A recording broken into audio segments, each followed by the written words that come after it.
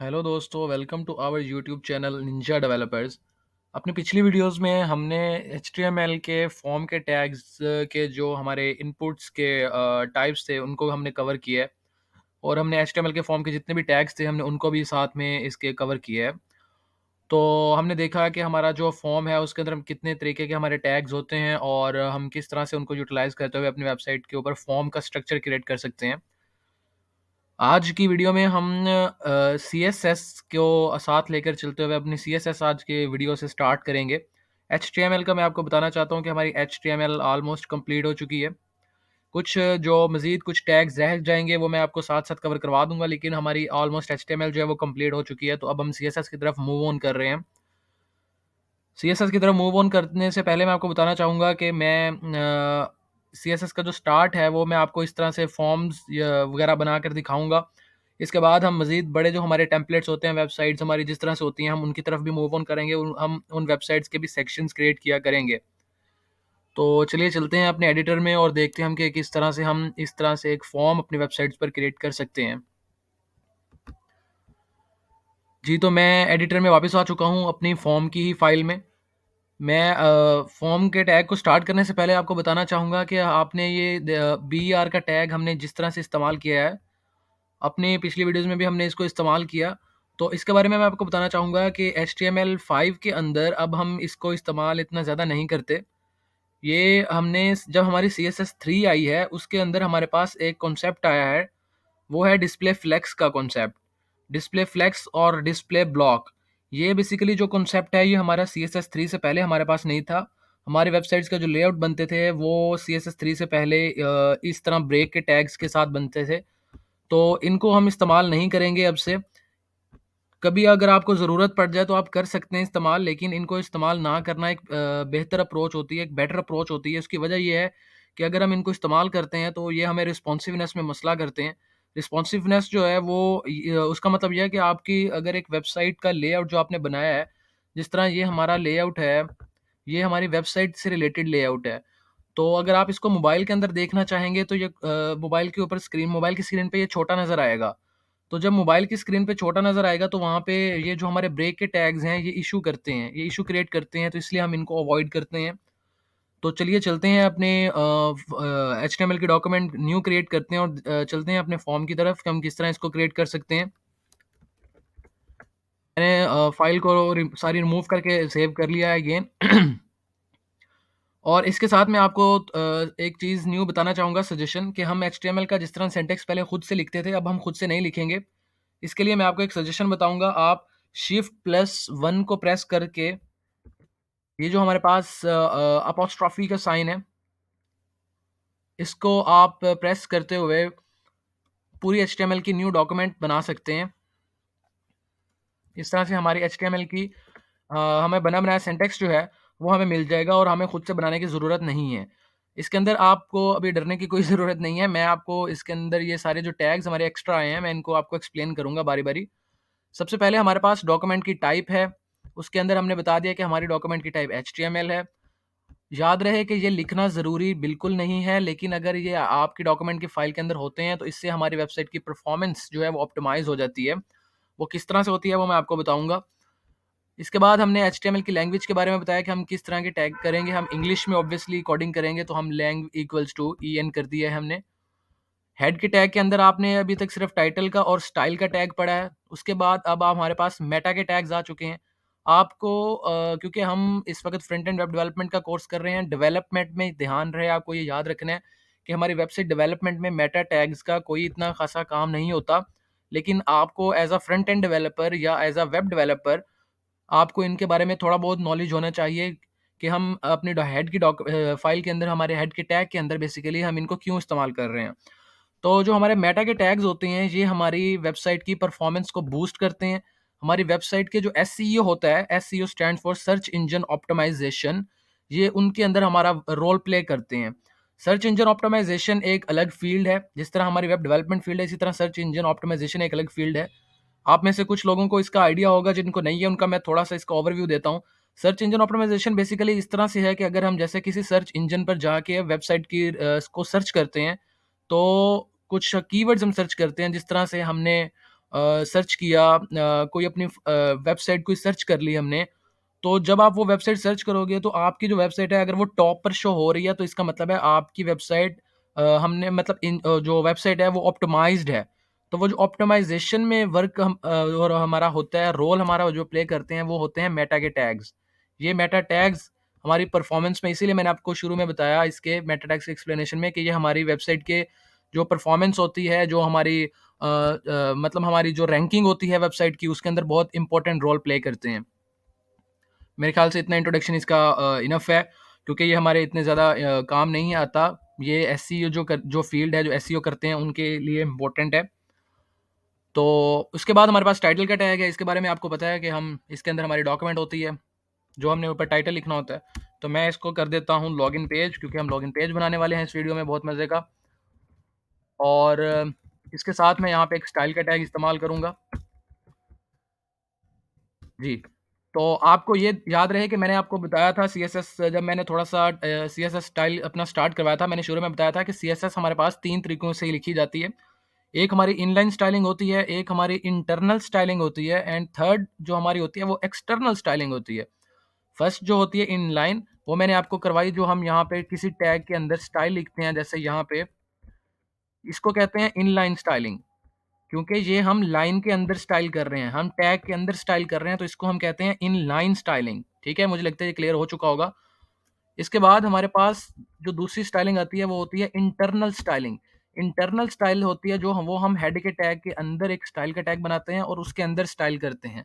तो जो हम हेड के टैग के अंदर स्टाइल का टैग बनाते हैं और उसको उसके अंदर हम सीएसएस लिखते हैं, उसको हम कहते हैं इंटरनल स्टाइलिंग। क्योंकि वो हम इस डॉक्यूमेंट के अंदर ही कर रहे होते हैं, तो उसको हम इंटरनल बोल देते हैं। ठीक है। और थर्ड नंबर पर जो हमारे पास स्टाइलिंग आती है वो होती है एक्सटर्नल स्टाइलिंग। एक्सटर्नल स्टाइलिंग के लिए हम यहाँ पर एक न्यू फाइल क्रिएट करते हैं। जैसे मैंने इसका नेम रख दिया, नेम आप कुछ भी रख सकते हैं, लेकिन आपको जो एक्सटेंशन देने हैं वो होती है डॉट सी एस एस। ठीक है, डॉट सी एस एस हमने एक्सटेंशन देनी है। एक्सटेंशन का आपको पता है, हम एडिटर को बता रहे होते हैं कि हम किस तरह का कोड करने वाले हैं। तो इंटर प्रेस करेंगे तो आपके पास इस तरह से स्टाइल शीट क्रिएट हो जाएगी, जिसके अंदर आप डायरेक्ट अपनी सी एस एस का कोड लिख सकते हो। ठीक है, इसकी तरफ हम आएंगे इन आवर फ्यूचर। हम एक्सटर्नल स्टाइलिंग ही करने वाले हैं, लेकिन मैं इस अपनी वीडियो के अंदर इंटरनल स्टाइलिंग ही यूज़ करूँगा, ताकि आप लोगों को क्लियर से समझ आए, और एक्सटर्नल स्टाइलिंग की तरफ हम मूव ऑन करेंगे अपनी नेक्स्ट 2 टू 3 वीडियोज़ के अंदर, ताकि आप लोगों की इंटरनल स्टाइलिंग भी क्लियर हो जाए। उसके बाद हम एक्सटर्नल स्टाइलिंग की तरफ मूव करेंगे। तो स्टार्ट करते हैं। बॉडी के अंदर हम साथ-साथ डिज़ाइन को देखेंगे। तो आप देख सकते हैं कि हमारे पास सबसे पहले तो जो हमारी बॉडी है उसके बैकग्राउंड पे एक कलर जनरेट हो रहा है।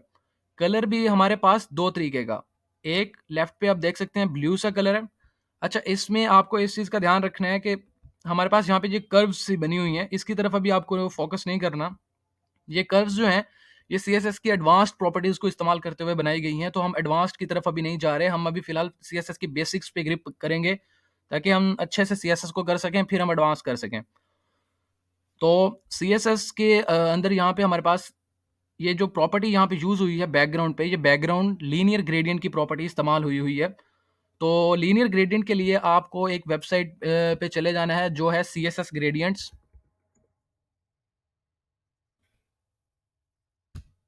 सीएसएस ग्रेडियंट डॉट आईओ की वेबसाइट पर आपने आ जाना है। यहाँ पे आपको आपको इस चीज़ का ध्यान रखना है कि आप खुद से ग्रेडियंट बना सकते हैं, आप खुद से कोड बना सकते हैं अपने लीनियर ग्रेडियंट का। इससे पहले मैं आपको कुछ अप्लाई करके दिखाता हूँ। मैं यहाँ पे बॉडी के अंदर स्टाइलिंग करता हूँ। मैं यहाँ पे बॉडी का टैग लेता हूँ और उसके अंदर स्टाइलिंग करता हूँ।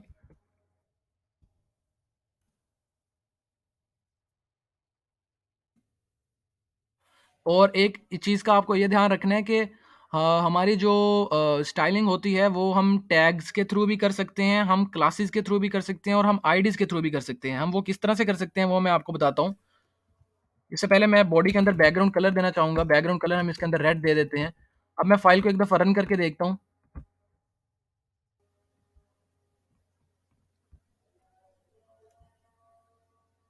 जी, तो हमारी फ़ाइल रन हो चुकी है और आप देख सकते हैं कि यहाँ पे पूरी बॉडी के अंदर हमारा रेड कलर आ चुका है। और आपको एक तो एग्ज़ाम्पल मिल ही गई होगी, जो मैं 3 चीज़ें बताने वाला था, कि हम देखें हमने डायरेक्ट उस टैग को एक्सेस कर लिया और उसको हमने यहाँ पे स्टाइल कर दिया। ठीक है? तो हमने जब इस टैग को एक्सेस कर लिया तो हमारी जो डॉक्यूमेंट है वो यहाँ से लाइन बाय लाइन रन होती आएगी, और जैसे ही देखेगी कि यहाँ पे मैंने बॉडी को स्टाइल देना है, वो नीचे आके देखेगा कि बॉडी का टैग यहाँ पर पड़ा हुआ है, तो उस बॉडी को पूरे को स्टाइल कर देगा, बैकग्राउंड कलर अब रेड उसने कर दिया है। जैसे कि हम आज एक और एग्जांपल लेते हैं। मैं यहाँ पे हेडिंग लेता हूँ, फर्स्ट हेडिंग। मैं चाहता हूँ कि आप लोगों के कॉन्सेप्ट्स क्लियर हों, इसी वजह से मैं थोड़ा डीपली एक्सप्लेन कर रहा हूँ, एंड होप सो कि आप लोगों को इसकी समझ भी आ रही होगी। और यहाँ पे मैं एक हेडिंग लेता हूँ, ठीक है।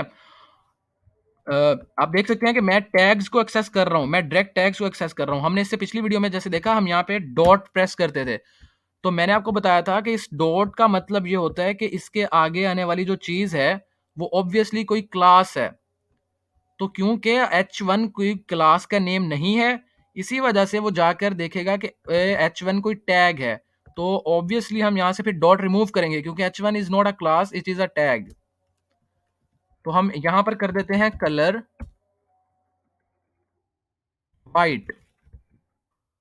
फाइल को सेव करके वापस जाके रिफ्रेश करेंगे। देखिए अब यहाँ पे ये वाइट प्रिंट हो गए हैं दोनों। अब आपको एक और चीज मैं यहाँ पे बताना चाहूंगा कि देखें, मैंने H1 पे लिखा, तो जितने भी हमारी डॉक्यूमेंट के अंदर H1 थे उन सब का कलर वाइट हो गया। अगर मैं आप चाहते हैं कि इनमें से किसी एक का हो, तो ऑब्वियसली फिर हम इसको क्लास देंगे। मैं इसको क्लास दे देता हूँ फर्स्ट हेडिंग, और मैं इस फर्स्ट हेडिंग की जो क्लास है इसको यहाँ पर आकर प्रिंट करूंगा। डॉट लगा के आपने रेफरेंस देना है, डॉट से पता चल रहा है कि इसके आगे आने वाली चीज क्लास है। उसके बाद करली ब्रैकेट के अंदर आपने कलर शो करना है कि इसका जो कलर है वो हमें चाहिए ब्लू। फाइल को सेव करके वापस जाके रिफ्रेश करेंगे। देखें अब आप देख सकते हैं कि इसका कलर ब्लू है और इसका जो कलर है वो वाइट आ रहा है, ठीक है। तो ये कुछ टैग्स के बारे में मैंने बताना था। इसके बारे में जो थर्ड चीज़ हमारे पास आती है वो आईडी होती है। आईडी के बारे में मैं आपको इन नियर फ्यूचर बताऊंगा, क्योंकि वो थोड़ी एडवांस है और उसके लिए हम जावास्क्रिप्ट का भी थोड़ा यूज़ करते हैं। सीएसएस में भी हम उसके थ्रू स्टाइलिंग दे सकते हैं, जिस तरह हम यहाँ पे डॉट लगाते हैं, हम इसकी जगह हैशटैग का साइन डालते हैं, लेकिन ये मैं आपको थोड़ा बाद में एक्सप्लेन करूंगा। तो चलिए चलते हैं अब हमारे वापस वीडियो की तरफ। मैं जल्दी से इनको ख़त्म कर देता हूँ ताकि हम अपने टॉपिक पे रहें, और जल्दी से इस वीडियो को हम एंड कर सकें, ताकि आप लोगों को अच्छे से समझ आ सके इस वीडियो की, और हम कुछ चीज़ें मज़ीद एक्सप्लेन कर सकें। तो ये हमारा रेड कलर आ रहा है। हमें ये लीनियर ग्रेडियंट चाहिए, तो देखें यहाँ पे हमारे पास ना, आपके पास यहाँ पे ऑप्शन आ रहा है कि आप किस तरह का कलर चाहते हैं। देखिए मैंने यहाँ पर कुछ कलर्स ऐड कर दिए, आप यहाँ पे कुछ भी ऐड कर सकते हैं। जैसे मैं यहाँ पे ऐड कर देता हूँ रेड, या कुछ भी इस तरह से कलर आप ऐड कर सकते हैं। हमारे पास ये बेसिकली कोड होता है हेक्साडेसिमल कोड, ये कलर्स का कोड होता है जो हम यहाँ पे प्रिंट करते हैं। और यहाँ पे हमारे पास कलर्स के कोड होते हैं RGBA, ठीक है, रेड ग्रीन ब्लू। लेकिन इसका हरगिज ये मतलब नहीं है कि ये रेड ग्रीन ब्लू ही कलर्स होंगे। इसका बस उन्होंने एक बाय डिफॉल्ट ये नेम रख दिया कि रेड ग्रीन ब्लू, और A stands for alpha. Alpha का मतलब होता है कि कितना हमारे कलर की कितनी ओपेसिटी हो, हमारा कलर कितना मतलब लाइट हो, या कितना उसका वेट हो, किस तरह का कलर हो, ठीक है ना। आपको इसकी समझ आएगी जब हम इसको इम्प्लीमेंट करेंगे। तो मैं यहाँ पर आ गया, मैंने यहाँ पर आके यहाँ पे अपने हेक्साडेसिमल कोड यहाँ पे प्रिंट कर दिए, ठीक है, यहाँ पे ऐड कर दिए। और मैंने बेसिकली जो हमारा ये टेम्पलेट है, इसमें भी अगर आप देखें तो यहाँ पे हमारा ये ब्लू कलर आ रहा है, और यहाँ पे हमारी थोड़ा पर्पल सा कलर आ रहा है। तो मैंने यहाँ से ये कलर्स ना, इस तरह के कलर्स यहाँ पे पेस्ट कर दिए, और उसने हमें ये जनरेट कर दिया। आपको ये याद रहे, आप इसको मूव ऑन भी कर सकते हैं, कलर आप चेंज कर सकते हैं। जैसे देखें मैं इसको मूव ऑन कर रहा हूँ, तो अगर आप इस पे फोकस करें, यहाँ पे हमारा ग्रेडियंट शो होगा। तो अगर आप इस पे फोकस करें तो देखें हमारा कलर पूरा मूव कर रहा है।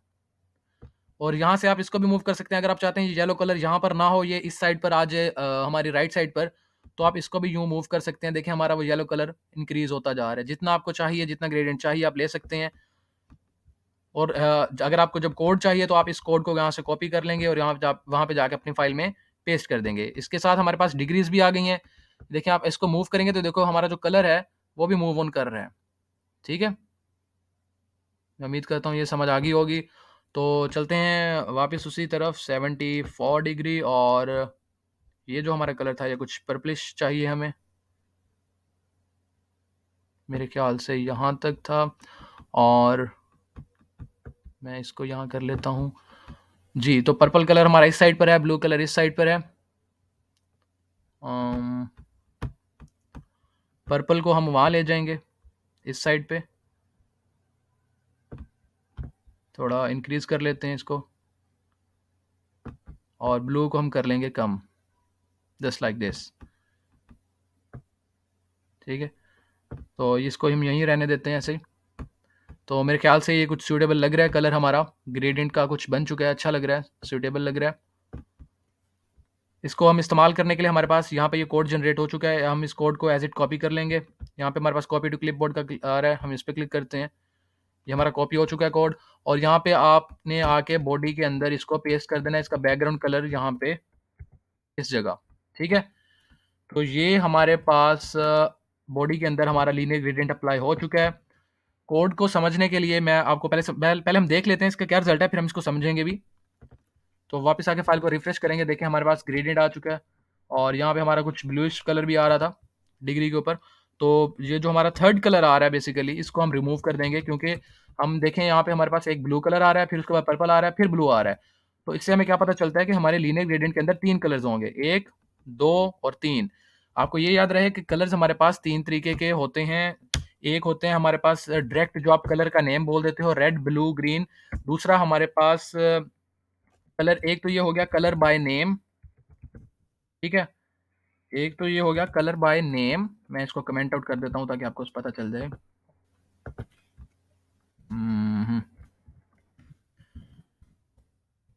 जी, एक हमारे पास होता है कलर बाय नेम, और दूसरा हमारे पास होता है कलर बाय हेक्सा कोड, और थर्ड हमारे पास होता है कलर बाय RGBA। ठीक है, ये 3 तरीके के कलर्स होते हैं जो हम यूज़ करते हैं। बाय नेम से मुराद मेरा रेड, ब्लू, येलो, इस तरह से। हेक्सा कोड हमारे पास हैशटैग के कोड के साथ आता है। RGBA आपके सामने यहाँ पे हमने इंप्लीमेंट किए हुए हैं। तो आप देख सकते हैं हमारा पहला कलर ब्लू, दूसरा purple and third again blue. हमारी वेबसाइट पे भी यही आ रहा है, ब्लू फिर पर्पल फिर ब्लू। तो हमें जो लास्ट वाला ब्लू है वो नहीं चाहिए, तो हम इसको यहाँ से रिमूव आउट कर देंगे। फाइल को सेव करके वापस जाके रिफ्रेश करेंगे। तो जी, अब हम देखें अगर अपना लेआउट, तो मेरे ख्याल से ये वैसा ही बन रहा है। जी, ऑलमोस्ट वैसा है, ये कलर हमारे देख सकते हैं आप। अब हम इसके अंदर अपना ये कार्ड बनाने जा रहे हैं। तो सबसे पहले फिर अब हम बॉडी के टैग के अंदर आएँगे।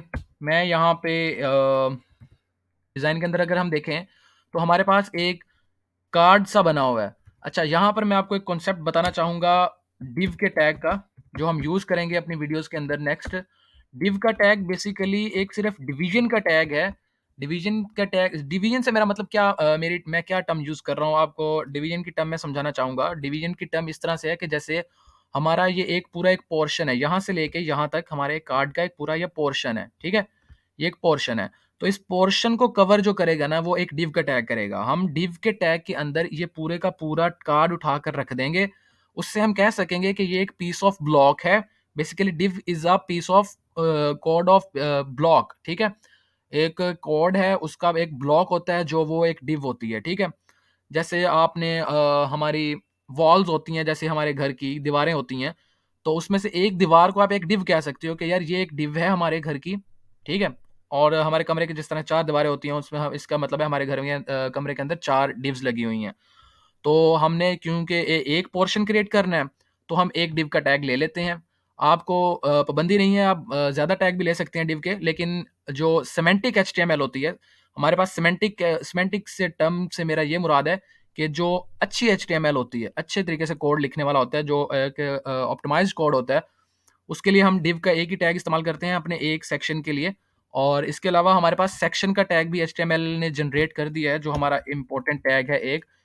इसके बारे में मैं तब जाऊँगा, सेक्शन के टैग के बारे में हम तब डिस्कशन करेंगे, जब मैं वेबसाइट्स के लेआउट फुल क्रिएट करूँगा। अभी हम सिर्फ साइन अप का पेज बना रहे हैं, तो मैं डिव के टैग पर रहूँगा। बेसिकली ये इनमें कोई ज़्यादा डिफरेंस नहीं है, लेकिन मैं आपको बताऊँगा नियर फ्यूचर जब हम पूरा प्रॉपर लेआउट बनाएँगे वेबसाइट का, कि इसमें क्या डिफरेंस है।